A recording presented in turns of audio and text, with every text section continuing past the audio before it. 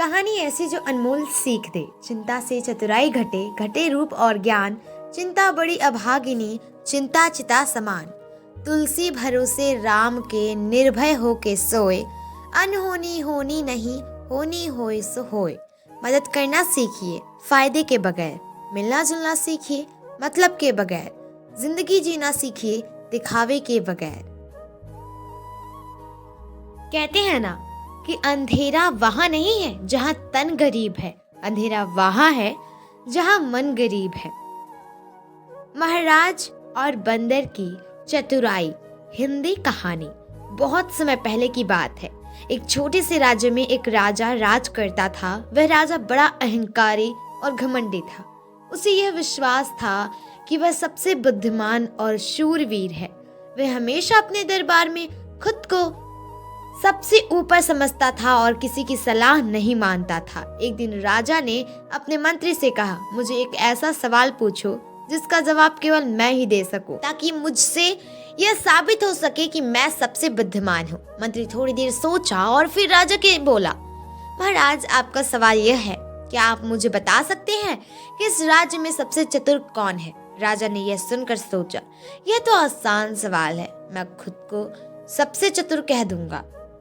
उसने मंत्री से कहा, मैं ही सबसे चतुर हूँ। मंत्री हंसते हुए बोला, महाराज आप जितना चतुर समझते हैं उतना नहीं है।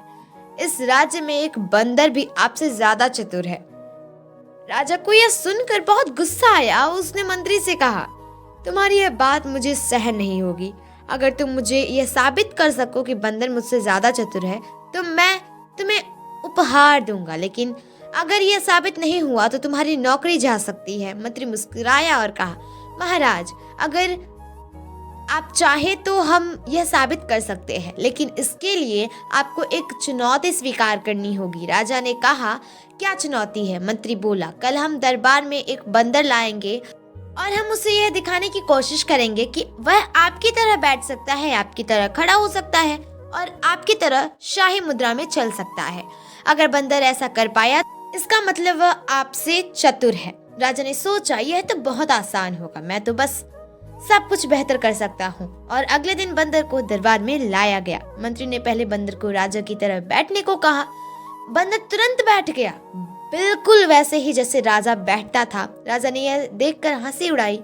फिर मंत्री ने बंदर से खड़ा होने को कहा और बंदर ने खड़ा होकर राजा के जैसे ही मुद्रा में खड़ा हो गया। राजा को थोड़ा सा चिंता होने लगी, लेकिन वह फिर भी नहीं घबराया। फिर मंत्री ने बंदर से शाही ढंग से चलने को कहा। बंदर ने सिर्फ राजा की तरह चलने की कोशिश की, बल्कि उसकी मुद्रा भी हूबहू वैसे ही हो गई। राजा अब बहुत ही घबराया हुआ था। उसे यह नहीं समझ में आ रहा था कि बंदर कैसे इतनी चतुराई से उसकी नकल कर सकता है।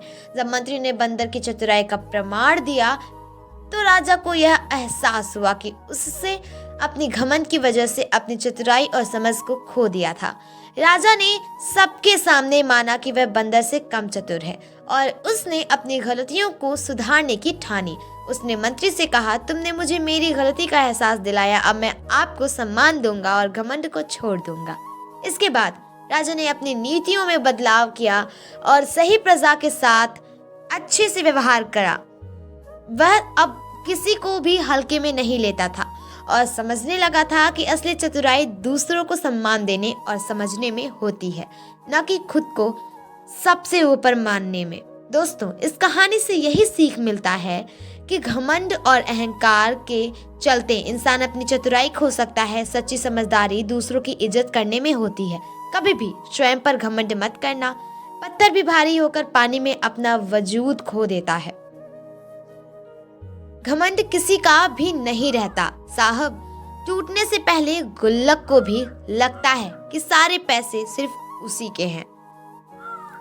खुद पर काबू पा लेना ही मनुष्य की सबसे महत्वपूर्ण चीज है। फिर मिलेंगे दोस्तों अगली वीडियो के साथ। तब तक के लिए अपना ख्याल रखना और खुश रहना। धन्यवाद।